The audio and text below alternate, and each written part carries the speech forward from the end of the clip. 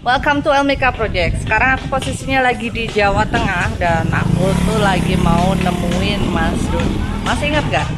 Beberapa waktu lalu aku sempat ngundang ada teman aku yang memang jadi guru untuk Javanese Magnetism, Mas Dodi Megis. Nah, kemarin aku teleponan sama beliau. Terus, jadi lagi di masa pandemi kayak gini, dia sekarang kegiatannya banyak mengolah fisik. Nah, tapi dia cerita olah fisiknya itu dia gabung juga dengan latihan energi. Aku penasaran dan sekarang aku mau lihat cara latihannya gimana. Yuk.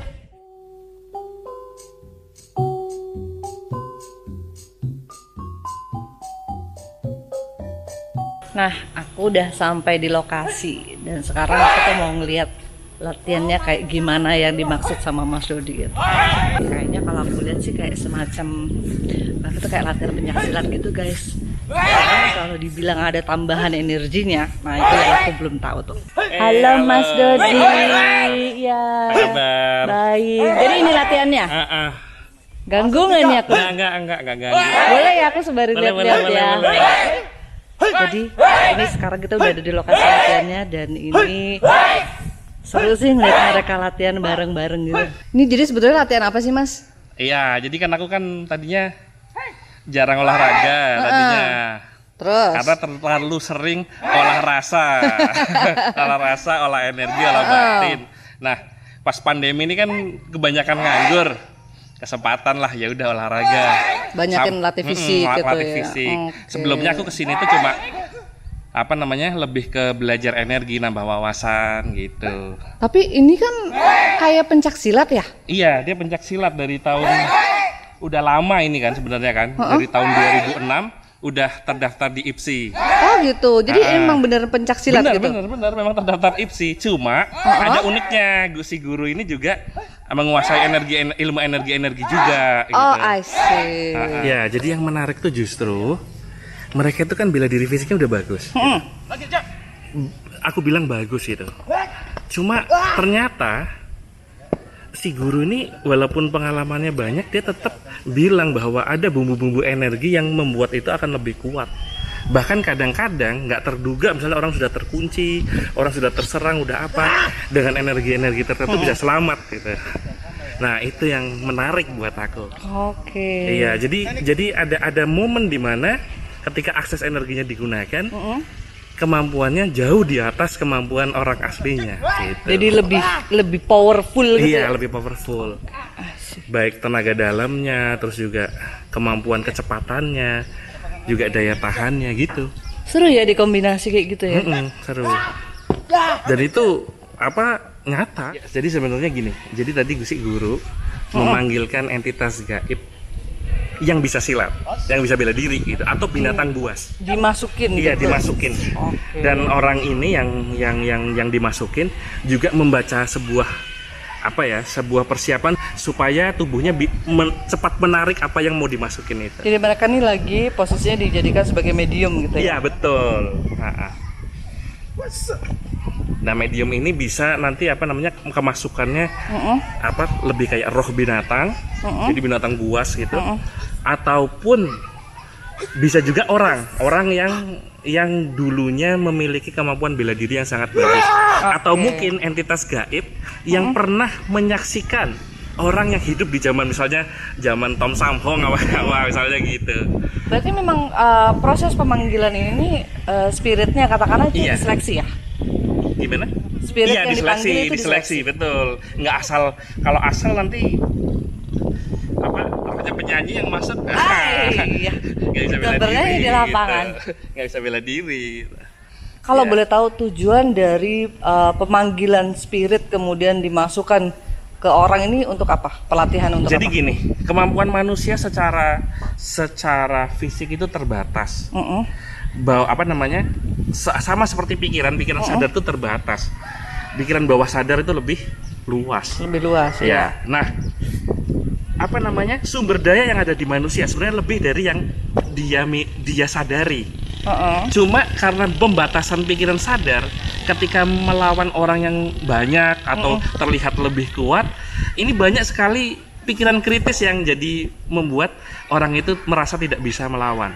Jadi kayak ngeblocking sendiri ngeblocking gitu ya? sendiri. Selain itu juga powernya tidak dikerahkan secara maksimal karena adanya perasaan itu, pikiran ngeblocking itu tadi. Jadi pemanggilan ini buat ngelos gitu ya? Ya, ketika si entitas gaib ini masuk, filter ini berkurang, blockingnya berkurang karena ada sifat-sifat kebuasan dan keberanian yang sangat kuat dari si entitas itu. Kalau si entitas ini sudah lama hidup dulunya, entah dia manusia atau bukan, dan udah punya pengalaman yang sangat luas gitu. Di sini bisa terjadi sesuatu yang di luar dugaan.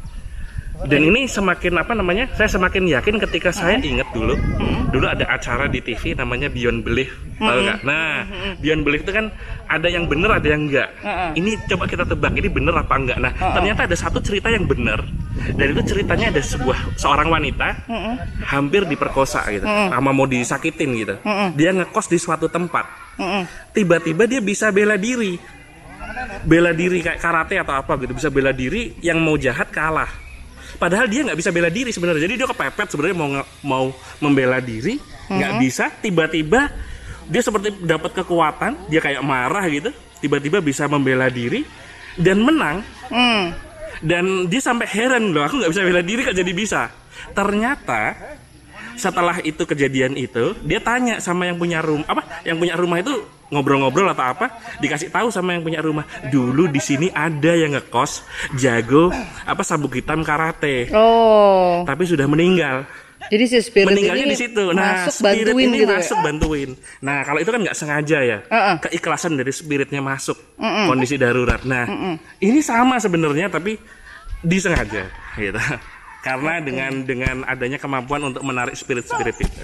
Memang kalau dilatih itu memang memungkinkan. Jadi kita memang bisa untuk memanggil spirit-spirit tertentu dengan sengaja. Dengan sengaja, dan itu untuk tujuan membantu kita. Iya, karena spirit-spirit itu masih punya informasi dan pengetahuan yang sama seperti ketika dia masih hidup. Cuma dia nggak punya raga gitu. Ibaratnya penyetir yang handal tapi nggak ada mobilnya gitu. Nah, ketika dia dimasukin mobil gitu, dikasih kendaraan, ya dia langsung bisa gitu, karena pada dasarnya pengetahuan itu ada. Nah, itu cara mereka membantu kita gitu. Nah, kalau latihan kayak gini sebetulnya kan ini bukan cuma sekedar bela diri biasa ya, tapi ada pemanggilan juga, ada keterlibatan entitas, ada batasan umur nggak sih? Nah, aku lihat di sini kan banyak anak-anak nih. Jadi sebetulnya kalau kita lihat tadi kan ada latihan pemanggilan segala macam. Nah, ini sebetulnya apakah semuanya akan dilatih kayak gitu atau cuma yang gede aja nih? Ya, kayaknya agak serem soalnya anak kecil latihan begituan. Enggak, kalau yang kecil cuma bela diri fisik aja, sama pengenalan tenaga dalam dasar. Jadi yang anak-anak cuma latihan fisik aja. Fisik aja, dan paling ya plus pernapasan murni yang untuk biar bikin lebih pede lah. Gitu. Jadi memang belum boleh ya mainan yang gitu-gitu ya. Nanti takutnya kalau misalnya yang kecil-kecil kemasukan, nanti konsentrasinya masih kontrol dirinya masih kurang bagus. Kontrol diri. Iya kan, karena memang kalau setelah dia ngerti ternyata ada power yang lebih gitu ya, itu bener-bener loh kalau lagi kemasukan tuh bikin orang kewalahan gitu. Iya. Itu dia beda dengan dan agak susah ditanggulangi sama orang secara umum karena gerak-geriknya tidak sama dengan orang secara wajar gitu.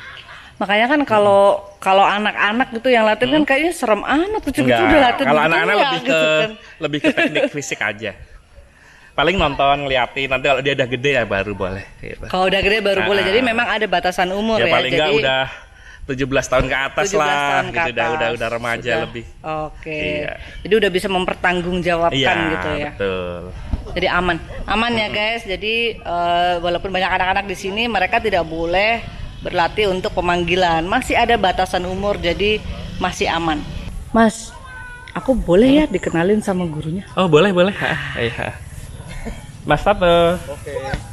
Nggak usah ditutupin aja ya. Asik ya. Kok ditutupin nggak kelihatan? Ya nggak apa-apa Mbak. Oke, gimana Mbak? Gimana? Jadi ditutupin nggak apa-apa, terserah. Gimana Mbak? Ini ngelatih di sini udah berapa lama nih Pak? Oh, ini Harimau Putih itu bukan seseorang yang baru bangun tidur Mbak. Itu udah Dari 90-an ya, Dari tahun 90 ya udah. Oh iya tadi dibahas 91 ya. Cukup Oke. lama juga ya, cukup lama juga ya. Sempatnya pindah-pindah apa? Menetap di sini? aja ya. Di sini-sini Bagian aja. Di sini nggak kemana-mana. Dan ini semua kan ini pemula ya, kelihatannya masih kecil-kecil kayak gini. Jadi kita juga melatih harus ini memilah ya. Kalau yang serem-serem tadi nggak dikasih dulu, Mbak. Yang serem-serem nggak Iya, dikasih. belum dikasih. Ya. Dia nonton dulu, nanti seiring waktu tumbuh dewasa ya, dia mulai berani pegang yang magis-magis ya katanya ya. Itu nanti baru dikasih. Iya. Jadi memang ada batasan Ada umurnya, batasan, iya, aman ada berarti batasan, ya. iya. Sebenarnya gini, pada dasarnya semua bela diri di mana saja itu sama, mempunyai kelebihan dan kekurangan masing-masing. Tapi bukan itu yang jadi tujuan kami ya. Yang terberat itu bukan kehebatan dan kekuatannya, tapi bagaimana caranya kita mendidik mereka jadi diri yang sejati, bisa menghormati orang lain, bisa Disiplinnya juga ya. disiplin, bisa menghormati perkumpulan lain agar tidak terjadi gesekan-gesekan seperti Betul, itu. betul. Itu yang paling utama. Dan Jadi budi harimau putih pekertinya itu- juga. Ya, harimau putih itu ya asal muasal harimau putih itu ya sebenarnya ini kolaborasi antara judo, ada taekwondonya, ada silatnya kayak gitu ya. Campur gitu Campur jadinya. ini silat Oke. campuran. Ya karena dulu kan Iya, beliau pernah dia ikut dulu ikut judo-judo apa dulu ada. jadi muridnya Pak Tarno yang salah satu tokoh judo yang paling Iya, terkenal. yang terkenal. Jadi dia tokoh di Gombong City. Ah, Cuma terkenalnya sampai Jepang. Jadi judonya bagus banget ya.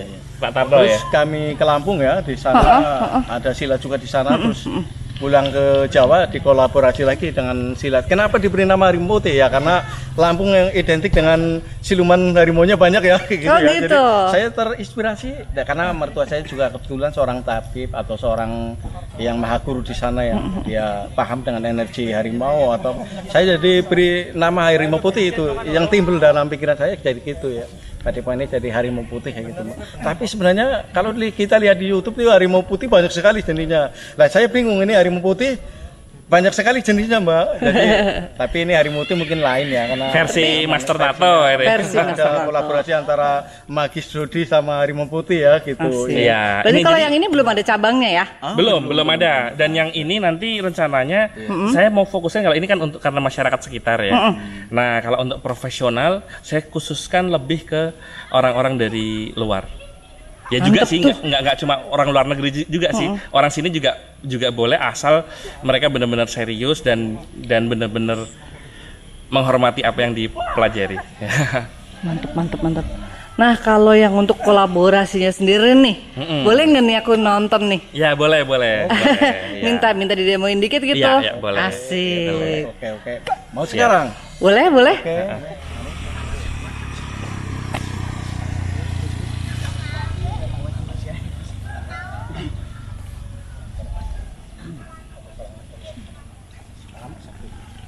Master Dodi lagi membaca doa dulu ya karena ini kan magis campuran dengan harimau putih jadi dia lagi baca mungkin mantrawaranya dulu ini membuktikan bahwa bela diri ini bukan bela diri fisik tapi ada magisnya juga ada Kolaborasinya gitu ya. mau dibuktikan dia mau dipegang orang 6 ini sekaligus yang besar-besar ya 6 Nanti orang?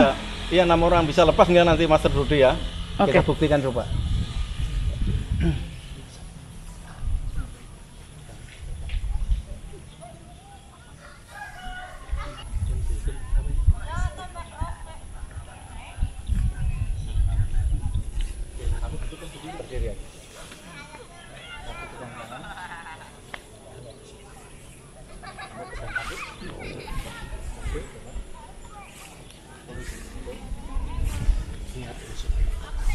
Ya. Coba ada yang ya keras ya. Mas Dodi akan berontak dengan dipegang 6 anak yang sudah cukup hebat bela dirinya, cukup lumayan. Coba bisa menempatkan diri enggak dengan sekuatnya.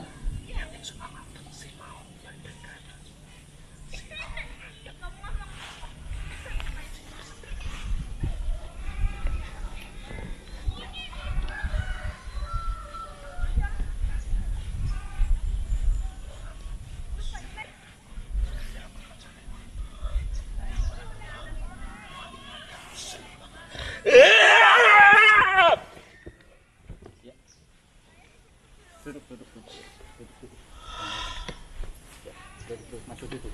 Ambil. Ya, duduk. Sila. Tenangkan dulu. Duduk. Ya, duduk. Masuk duduk. Sila. Kamu duduk. Duduk. Duduk. Biar energi normal. Kembali.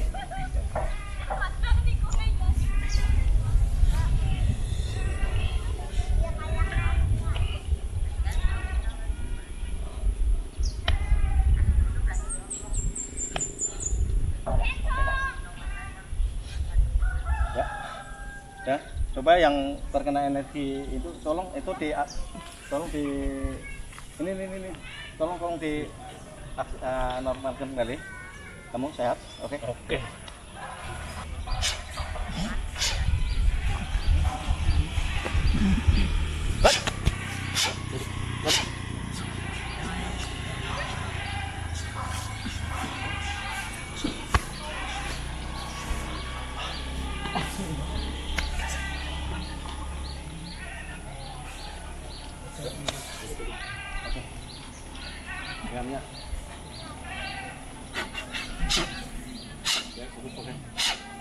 Ya, ambil ya. Oke, yang lain sudah.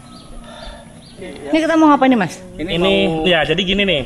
Ceritanya kalau energi itu kalau energi magnetis itu sifatnya kayak listrik. Dia listrik seri nyetrum gitu. Nyetrum. Nah, Oke. mereka makanya diminta pegangan. Mereka nggak paham kenapa mereka diminta pegangan. Pegangan itu Asik. membuat energinya mengalir. Makanya kadang ada orang yang mempertanyakan kok yang belakang belum kebentur bisa jatuh misalnya begitu. Itu bukan rekayasa, tapi itu karena kena energi dari depan. Karena kesetrum dari yang di Iya. depannya. Kalau pengen tahu lebih banyak tentang soal kesetrum itu, lihat aja video saya Javanese Magnetism. Oke. Di YouTube banyak tuh. Siap. Ini sebenarnya kan kami hanya mengajarkan Mas Bro itu sebenarnya pukulan itu untuk satu orang. Awalnya satu? Iya, awalnya Oh, sebenarnya oke. energi itu kalau berhadapan Jadi saya yang lawan minta, satu, gitu. itu langsung jatuh 1 lawan 1. Tapi karena ini kolaborasi dan ini saya tahu energi ini mengalir karena ada ilmu magisnya ya, itu masuk ya. Jadi itu semuanya akan kena setrum, Mbak, kayak gitu ya. Jadi ini bukan rekayasa dan ini real nyata. Dan dia Itu sendiri itu. sebenarnya tadinya Saya juga meragukan karena saya mengasih dia power pukulan setiapnya untuk satu orang, iya gitu. Jadi yang Ya, cuma ngajar aja yang tadinya saya meragukan. masak. Betul. Saya masak sendiri, itulah yang namanya kolaborasi. Kolaborasi mantap. Boleh. Oke. Kakinya maksudnya kalau masuk kakinya yang ya. Ambilnya dari sana, Mbak. Apa Mbak Mika ikut melihat gitu biar kelihatan kamera dia megangin itu, mau? Boleh? Ha-ha. Balel, hari ini aku mau jadi saksi dan aku mau nonton nih. Beneran Mas Dodi ngelakuin ini atau ini cuma trik?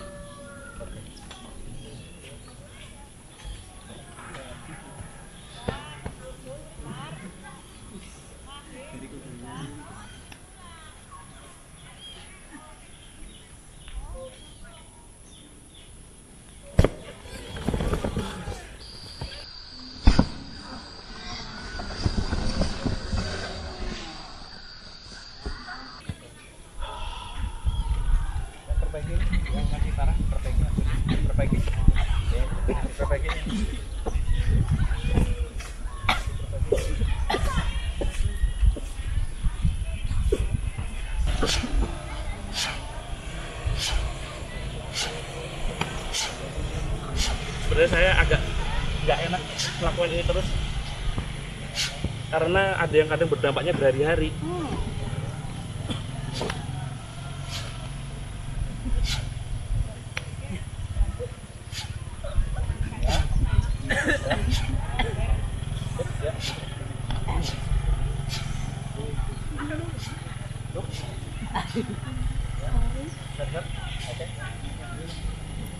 Pak mau ngobrol dulu bentar. Oke, ya. Yang tadi. Gimana? Ini ngebahas jadi tadi kan aku ngeliat prosesnya tuh pada mental semua. Jadi kalau kayak gitu berarti kan kita bicara soal energi yang itu memang ngantem ke badan ya. Kalau nembus sampai ke belakang itu berarti kan posisinya Kan sebenarnya kan kalau pakai samsak itu kan jarang banget Iya. orang bisa Ya jatuh. kan gini, Iya. kan saya amati kalau itu jantungnya nggak apa-apa tuh. wah nggak apa-apa dia. Ya, kalau Kan oh, nembus ya, soalnya. apa-apa juga, apa-apa juga. Ya, sebenarnya Itu setelah risiko, saya- itu Kalau risiko. saya Kalau- amati begini, Mbak. Ini saya risiko amati. jahat banget. Iya, iya, betul. Kalau dia mati, kenapa pakai samsak itu jatuh ya? Karena pada dasarnya orang yang terkena mau dihipnotis atau mau digendam kan kalau dia terkejut, dia mudah karena pikiran dia teralihkan kaget dan dia mudah Iya. ditotok jatuh. Ah. Ya begitu juga tadi, begitu ada benturan, Heeh. energi masuk karena kaget, energi masuk dan mereka nggak sadar jatuh semuanya. Langsung nyetrum gitu. Nyetrum Langsung semuanya kayak langsung gitu, ke setrum. Iya, ya seperti itu. Saya sendiri juga tadinya juga kebayang tapi apa iya apa enggak, tapi ternyata jadinya bagus. Saya upload. Jadi berawal dari coba-coba, ternyata Iya, bisa saya uji begitu coba ya. ya. Javanese Magnetism kan keluar dari pakem aslinya dan sering dicoba-coba gitu. Makanya akhirnya bisa menemukan sesuatu yang sama orang dulu aja Mungkin ada tapi dirahasiakan gitu. Oke, siap. Jadi di-crack sendiri gitu, diulik-ulik sendiri gitu. Mantap, mantap. Oke. Karena pada dasarnya energi-energi yang bersifat ajian, magnetis ya. Saya bilangnya magnetis, tapi kalau di Jawa itu sebenarnya ajian. Ajian. Atau mantra-mantra, kadang campur-campur gitu. Itu dia sifatnya kenanya ke syaraf.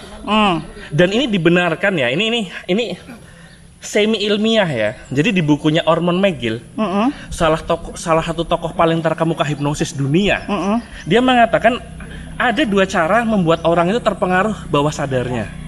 Yang pertama dengan pendekatan fisiologis, dan itu menggunakan daya energi magnetis, fisiologis berarti fisik sifatnya.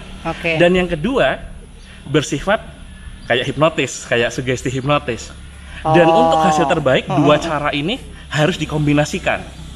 Nah, jadi lebih mantap gitu iya, ya. Nah, dari itu ternyata berarti minimal di dunia barat oleh ahli hipnotis yang paling sangat terkemuka, namanya Ormond McGill, dia penasehat National Guild of Hypnotists, itu membenarkan adanya energi ini. Itu.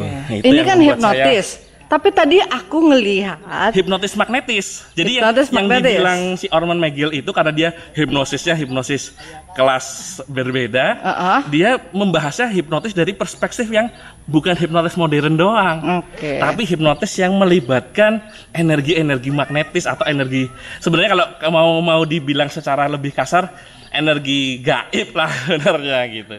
Cuma diperhalus magnetis gitu. Magnetis. Jadi tadi memang prosesnya itu ada proses pemanggilan gitu ya? Iya. Betul. Itu proses pemanggilan kayak gitu aman nggak sih Pak? Oh, sangat aman. Kita kan ini kan energi hadiran ya. Itu tergantung kebutuhan kita yang powernya mau seberapa, kita menghadapi lawan berapa. Jadi kita bisa mengatur kayak gitu ya. Itu jadi, berarti tadi power yang dikeluarkan kan kalau dengan ditambah kehadiran itu kan jadi berlipat-lipat gitu ya? Iya jelas. Betul, Itu ya, tadi saya betul, waktu saya belum baca, ini jujur loh, ini demi Allah nih saya cerita. Jadi ketika pas mau mulai, dan mereka kan nyengkramnya keras tuh. Waduh, ini lebih keras dari yang kemarin nih gitu. Dan itu secara saya manusia bisa gak ya? Ada gitu ya. Gak yakin juga bisa lepas karena mereka lebih besar. Saya pilihkan lebih besar dari yang kemarin. Oh gitu ya. Seru. Tapi ternyata ketika tadi saya amatin, bahkan mereka saya belum berontak gitu ya. Ketika saya udah membaca itu dan energi udah mulai masuk, itu kelihatan bahwa mereka udah mulai goyang-goyang gitu. Jadi kayak ada radiasi. Dan ini real. Kenapa kok saya bisa bilang real? Alhamdulillah, Ultimate Javanese Magnetism yang saya kembangkan dengan energi yang sama, ini sudah diakui dan dipelajari para profesional dari lebih dari 25 negara. Dan sekarang sudah 5 benua. Dan saya pun juga pernah ngajar di Australia, di Eropa, di Amerika. Dan mereka merasakan itu secara fisik di nervous system mereka. Gitu. Wah ini kalau jadi semuanya kita kena begal di jalan ya, ngebantu banget ya kalau kita belajar ini. Perempuan pun boleh latihan seperti itu kan? Perempuan boleh? Oh boleh, perempuan kalau nanti ada. Ini aku lihat kagak ada perempuannya nih ya? Ini pas kebetulan nggak ada perempuan. Nanti saya join boleh nggak? Boleh. Asik. Karena begini, ke perempuan ya nanti kalau ada di jalan mungkin pelecehan seksual atau gimana, dia bisa berontak Mbak. Kalau cuma satu orang. Itu sangat mudah. Karena gini, kalau bela diri fisik kalau sudah banyak orang mau gimana? Otak udah bingung gitu. Nah, saya tadi aja pas dipegang banyak itu mau gimana nih? Tapi ada bingung, ada takut gitu ya. Padahal ini kan cuma tes ya. Ini juga orang setengahnya kenal, setengahnya saya baru kenal. Walaupun kadang-kadang kan saya baru latihan latihan fisiknya, seringnya kita coba ngolah-ngolah energi gitu kan. Nah, itu ada rasa walaupun ini katakanlah kenal, sebagian kenal, ada rasa, wah ini memang benar-benar dipegang nih, bisa nggak ya, ada rasa gitu. Karena dia mencengkramnya lumayan keras. Kalau kemarin kan cuma megang jagain, ini benar-benar dicengkram gitu. Tapi ketika sudah baca itu berapa kali, ini nih kayak blank gitu loh, kayak blank. Dan Mbak Mika kan ngerti energi kan, apa rasanya? Itu tadi kesamber juga kita, karena aku deket. Iya, rasanya apa? Rasanya tuh di badan tuh kayak ada yang jadi kayak ada yang nembus lewat gitu. Makanya aku nanya tadi, itu emang nggak apa-apa kena jantungnya gitu? Karena aku nggak pegang aja, itu aku kena samber. Gitu. Ya memang sih mereka sempat ini, tapi cepetan ada cara untuk ngelepasnya. Kalau gitu dilakukan oleh orang yang nggak tahu tentang dunia mediumisasi, lalu didiemin aja, dikasih teh hangat gitu. Nah, itu mungkin berbahaya. Oke. Jadi intinya energi itu kan butuh waktu untuk menyerang, sehingga sebelum itu menjadi keluarin gitu. Tadi yang saya gini-gini itu kan keluar. Dikeluarin. Oke. Terus kalau ada itu orang nanti saya ulangin lagi, takutnya kalau ada orang mau daftar nih belajar yang kayak tadi tuh yang udah kombinasi itu udah bisa belum nih? Kalau yang kombinasi itu kan ada bisa. Cuma karena ini kombinasi kan, ini kan project kita berdua. Asik. Dan saya perlu meracik lebih. Sebenarnya saya kan bukan ahli, saya bisa bilang lah saya masih harus banyak belajar kalau beda dari fisik gitu. Tapi kalau soal energi saya spesialisnya gitu. Makanya harus tandem berdua ya. Oke. Dan beliau juga tahu juga tentang energi juga, matang juga, maka ini akan sangat menarik, kita saling melengkapi. Dan nanti saya akan bikin programnya. Jadi programnya itu harus intensif. Daripada nanti kalau misalnya cuma setengah-setengah orang datang nyobain gitu, hasilnya kurang. Oke. Jadi harus bener-bener dia komitmen mau belajar 3 bulan misalnya, minimal berapa kali kedatangan gitu. Itu jadi memang ditarget gitu. Iya, biar jadi. Kalau enggak nanti karena waktunya kan biasanya kalau orang luar atau ini kan nggak bisa lama di Indonesia kan, kita jadi ngambil yang jadi kita bikin praktis aja kayak gitu. Ya, tapi kita bisa usahakan sampai 3 bulan gitu, 2 bulan 3 bulan. Jadi kita berikan informasinya biar mereka menyiapkan waktunya, menyiapkan dananya juga, semuanya ya, persiapannya mereka siapkan. Nah, nanti kalau udah pas baru mereka belajar. Orang Indonesia juga boleh sih, tapi ya udah harus dengan peraturan yang sama. Hubungannya melalui kontak saya aja dulu. Siap.